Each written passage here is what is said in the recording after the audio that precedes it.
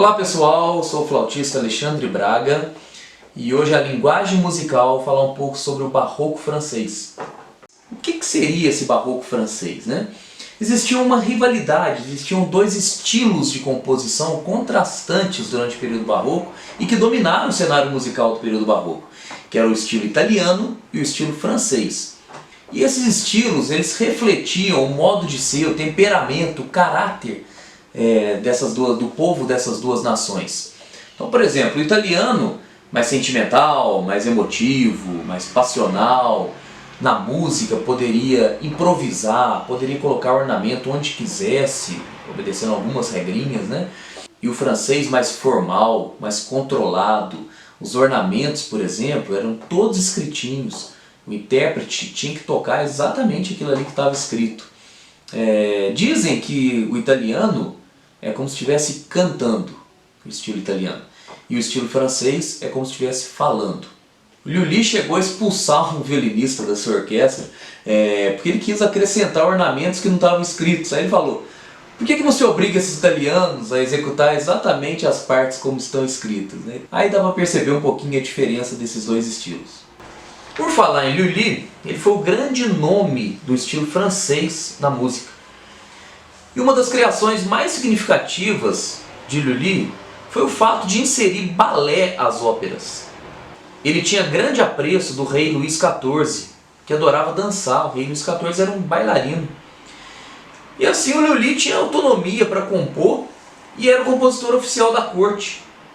Embora sua música era criada para atender os gostos do centralizador monarca rei Luís XIV, conhecido como Rei Sol.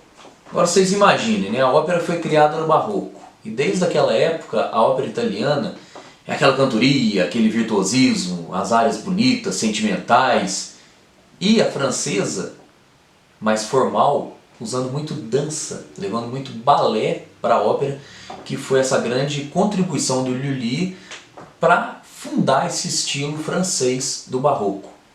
Tanto levar os balés como os coros também eram muito famosos, né? Os coros das óperas francesas, muito bem orquestrados. Tem até uma anedota da época que uma famosa soprano, uma primadonna italiana, foi assistir uma ópera francesa e passou meia hora da ópera e ela virou e falou: gente, quando é que vai aparecer a área? A área é aquele pequeno trechinho que tem dentro da ópera, que é como se fosse uma pequena música que tem dentro da ópera, e que no caso da ópera italiana, por exemplo, o cantor ele explora o seu virtuosismo. No caso da ópera francesa, praticamente não tem área, é tudo muito vinculado à dança.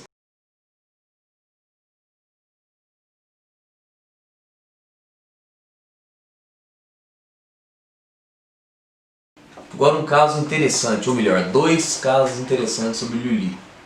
O primeiro deles é que o Lully é o grande compositor da música francesa, barroca, né? Mas o Lully ele era italiano. Ele foi ainda criança para a França e lá ele assumiu esse estilo, a identidade francesa. E o outro caso é que ele conduzia a orquestra batendo um bastão no chão. Naquela época não existia regente. Quem conduzia a orquestra, zelava pela unidade do conjunto, era ou o primeiro violinista ou o cravista. Mas o Lully não, ele batia um bastão no chão, marcando o tempo ali, dando unidade para a orquestra. E numa dessas batidas, ele acertou o dedão do pé, o dedão sangrou, ele teve gangrena e morreu por conta disso. Então, entendendo um pouco mais o estilo do barroco francês, a música vinculada à dança, uma forma de composição muito praticada nesse período era a suíte. A suíte nada mais é do que um conjunto de danças. Roteter foi um importante flautista, construtor e compositor para a flauta. Deixou um importante tratado sobre a execução da flauta e também escreveu um tratado sobre improvisação. Esse tratado dele é muito interessante, que é a arte de preludiar. Ele tem várias indicações de prelúdios, pequenas peças curtinhas, para o flautista tocar antes de uma peça maior. Então, por exemplo, o flautista ia tocar uma suíte em sol maior. Aí ele fazia, antes da suíte, ele apresentava um desses prelúdios que o Roteter tinha composto, em sol maior, que o flautista já se aquecia e já mostrava para o público a tonalidade da peça que ele ia tocar. né, lembram que eu falei sobre a teoria dos afetos e a importância sobre a tonalidade no período barroco. E não só o flautista poderia tocar esse prelúdio que o Oteter compôs e que está nesse livro Arte de Preludiar, como ele poderia usar esse livro como um guia para ele mesmo compor os seus prelúdios. Quem quiser conhecer um pouco mais sobre o ambiente do barroco francês, eu sugiro o excelente filme Todas as Manhãs do Mundo. Agora vocês vão ficar com a minha apresentação da suíte número 3 do primeiro livro Opus 2 de Oteter.